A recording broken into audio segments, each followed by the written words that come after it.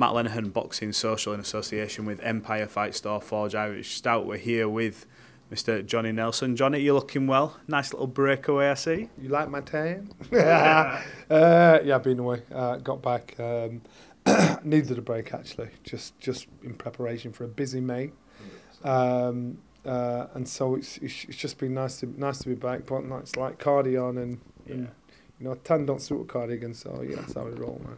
Standard UK weather as well. You know, don't know what it's doing one day, next sunny, pissing it down, the whole works. Look, we're in Sheffield. We're going to come on to why we're here and the schooling I've just gave you on that game. But before all that, Ryan Garcia, I want to get your opinion on what happened at the weekend and the whole of last week, from the missing weight to drinking the alleged beer on the stage, a couple of pounds over, got the victory. Give me your assessment on what you saw. My assessment is this. I think in the build-up to it, there was a lot of concern about Ryan Garcia's mental health.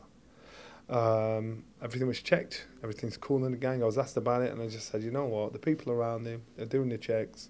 Because I thought to myself, you know what? This boy, from day dot when Ryan Garcia's come on the scene, I said a lot of fighters need to look at Ryan Garcia, and he's one of the few fighters that has managed to get that crossover appeal. So we're going on about these YouTubers and how annoying they are and whatever. But these YouTubers, they have the support, they have the backing, because they monetize themselves. They create their own narrative where they're their own character, they're their own business. And Ryan Garcia is the only successful professional fighter that's actually got that off to a T. Mm-hmm.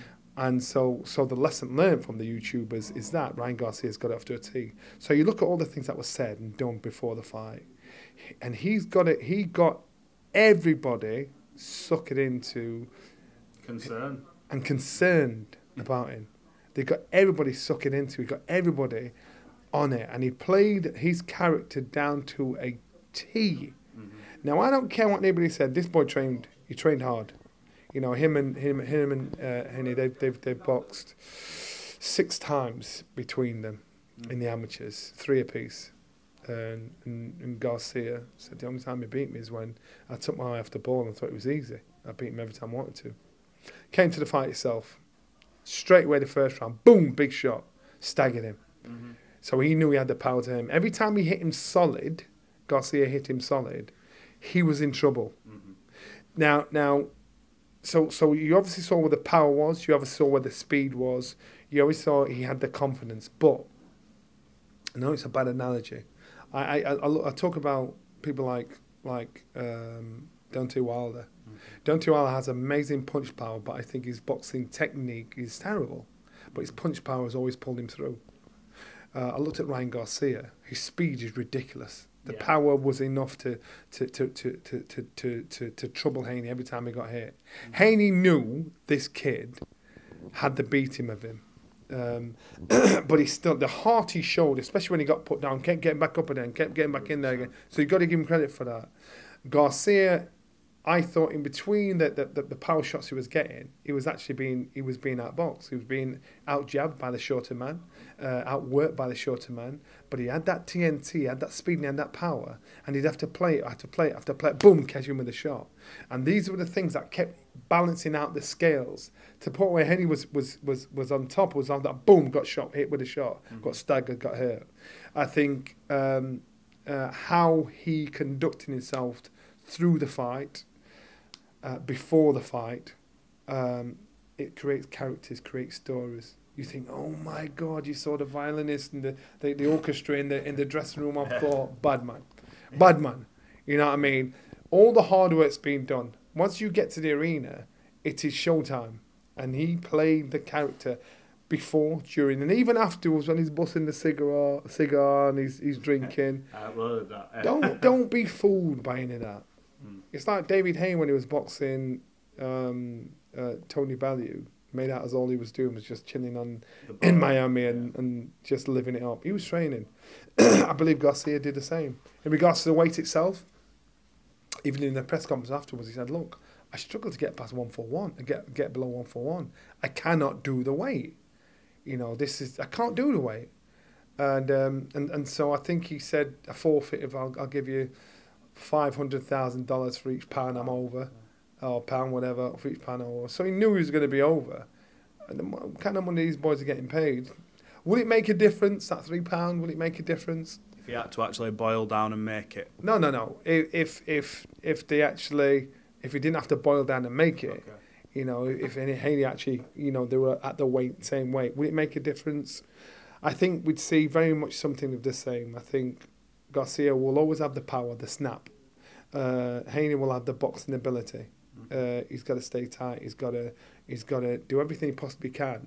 And I know Haney really needed this. I think it'd be exactly the same again. I wouldn't be surprised if Haney beat him on points if he didn't get put down. Yeah. But you know, you saw the strengths and weaknesses of both fighters. Talk to me about this, because there's been like a crossover opinion on it. When you you sign up for a world title fight, there's the WBC title supposed to be on the line. Mm-hmm. They know you've got to make the weight. You get to the press conference, you're looking, thinking, he's a big boy.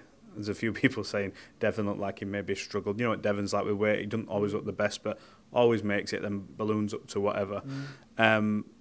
Does it, in any which way, shape or form, tarnish the victory, the fact that it could potentially set a precedent maybe for other fighters to say, you know what, I'm just not going to make the weight, I'm going to do it. There's two ways around it. You can either cancel the fight, far too much money tickets have been sold for him to pull it out.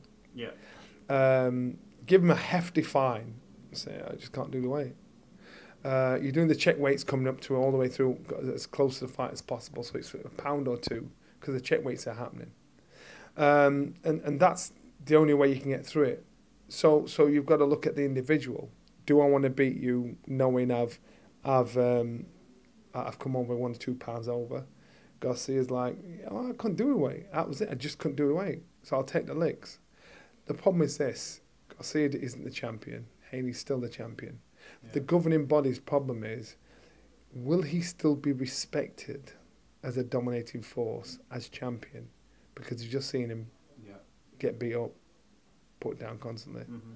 So therefore, that's more of how it reflects on the governing body and the champion they've got in place, saying, well, this guy just lost his last fight, got knocked out just because he was below the weight.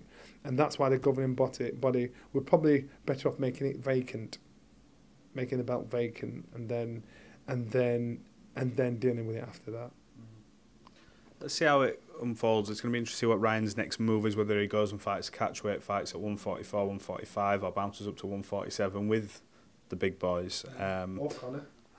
Well, that was funny, man. That was funny. It was funny because it sort of come out of nowhere, but we've seen this a lot with Conor. Looks like he was going to fight Pacquiao at one point, and then Gervonta Davis and everyone else. Conor was minding his own business. My man called him out. Oh no, 100%. This is all on Garcia. This one. Conor was minding his own business, but Conor's response, I find it was funny. It was brilliant. You know, I'm not your tea in front of you wank. I'm like, you're such a London boy, man. Yeah, they're looking at that going, wanker. Like, what's wanker? What's a wanker? But I thought that's why I like Conor. That's what I like about him. You think he'll hopefully get all this resolved at some point? I can't believe this is still going on. I really hope he does. I hope he does, because even before all this has happened in his career, you know, I've always been a fan of Conor. I think he's one of the fastest improving fighters I'd seen on the circuit. I like his character. I like his no nonsense, no BS. And I just think, and that's why I've always said, just take the licks, man, and then get on with your career, because you actually, you know, you've got a following, you've got a fan base, you've got supporters out there. Take the licks instead of actually making this into your career. The last 2 years, that's what he's done. He's just in his career, and that's all people talk about. Whereas actually, the kid can fight, and actually, the kid, he's gold dust. And so I hope he sorts his business out. A couple more. I believe later on today, after this interview goes out, we'll have seen an announcement for Terence Crawford versus Israil Madrimov. 154. Terence is bouncing up. I think this is a brilliant fight, looking at Madrimov in his last fight, but we know Terence, probably in many people's eyes, definitely in mind for its worth, is pound for pound number one. What do you make of this fight? So people don't know, outside boxing, when you've got a fight that's boiled down to the weight, to get to the weight, whatever it is, he's usually walking around on fight and training at a stone at least heavier. Yeah. So I think on this occasion, the weight is not going to be the issue. He's been ready, hasn't he? Yeah. The outweight, it's about skills. It's about skills. And I think Terence, again, and we've seen it historically in our sport where fighters have jumped up from middle to light heavy, to super middle, stepped up to heavy, dropped back down again. It can be done. So don't focus too much on the weight. Focus on the ability of fighters, the style of fighters. And I rate Terence. I think good on you, man. Good on you. 100%. Look, we're moving ever closer to Fury versus Usyk. I've sort of gave a little bit of a preview of what could happen on the console. Give you a little bit of a lesson. But forgetting all that, let's just talk about the fight itself before we talk about all the good stuff that's happening here, because we have to touch on it. It's incredible. But Fury Usyk, we've seen the fight get delayed due to a cut. We've seen conspiracy theories left, right, and centre, which quite honestly have staggered me about this cut. The fight's happening. It's getting close. I know people say until they're in the ring, but we're getting close now. Looking at the shape of Fury, I know at press conference of the week, it looked like he was in shape. What do you think happens on the night? I know you've talked about this dream, which we'll upload in another video, but genuinely, what do you think happens? So first of all, you're looking at the condition of Tyson Fury. I know he's the dietitian he's working with, Greg. Greg, he's a straight talking Yorkshireman, no nonsense. Greg Marriott. No nonsense. And it's his way or no way. And Greg's got him in an unbelievable condition. And so therefore, because if he isn't in great condition, it reflects on Greg and Greg's business. So therefore, so preparation-wise, everything's been done, every box has been ticked. As far as that, so you're looking at him, you think, you're on it now, boy. You're there. So now it comes to the fight itself. I believe the best Tyson Fury beats the best Oleksandr Usyk. Mm-hmm. Tyson Fury in the press conference a couple of weeks ago, was it last week? We talked about Malcolm, 2 weeks ago now. Yeah, 2 weeks ago. It was talking about cruiserweights fighting heavyweights, and he's not said anything I disagree with. I think cruiserweights beat most heavyweights apart from the top heavyweights. Mm-hmm. Because when you get in with the top heavyweights, like, you know, the ones that have got height, reach, or natural weight and power, a cruiserweight getting in with them, it's just not enough. And if when you get in with the top ones, you know, that's where cruiserweights are found wanting. That's why there's a difference in weight. Mm-hmm. I think Tyson Fury, if he gets in there, gets the job done. Goes in there, uses his height, his reach, his speed. He's an orthodox style, southpaw, orthodox, offensive, defensively. I think he's very unreadable.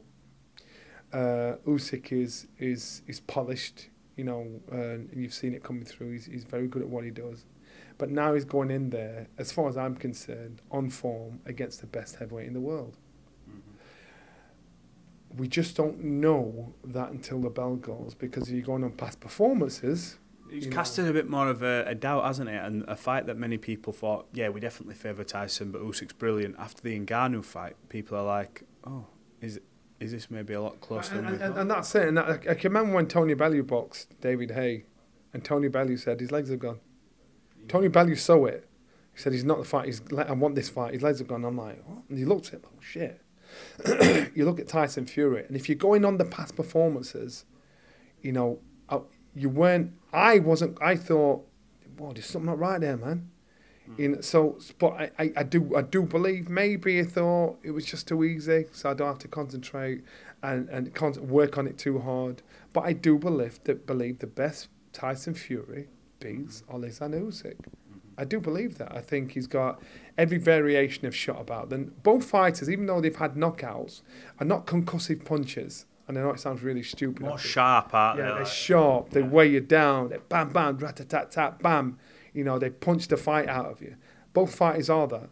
So, but Tyson is unassumingly very hard to hit. Mm-hmm. He's fast. He can tie you up. He can lean on you. He has the movement.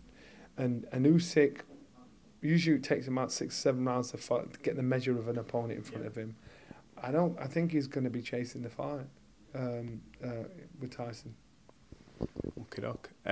Let's go on to why we're here. Yeah. So, with all the fights going on around the world, we've managed to sort of create one, and I was Tyson Fury, you were Oleksandr Usyk. This footage will be coming out, or if it, I'm not sure what order it'll go in, but either way, it was a lot of fun. I got the job done, as per.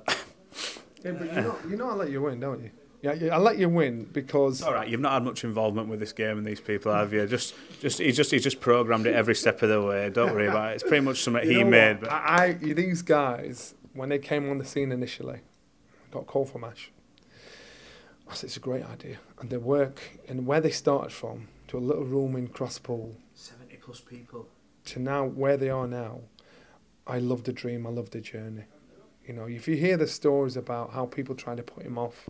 He's just told me in an interview, he says, you know, promoters, certain people didn't want fighters in this game. Yeah. This Undisputed game, they've been on a journey. Let me tell you, promoters didn't want involvement in the game unless they had full control of it. Fighters, and I mean top world-class big-name fighters, didn't want to know. People, and so they were getting the door shut on them. And then all of a sudden, it has completely changed around. Everybody's like, let me in, let me have a piece of that. Every promoter, anybody that's to do anything in boxing, they want a piece of the action. Yeah. Whereas initially, they were shutting doors on this guy. They were shutting doors on him saying, no, we're going to do our own.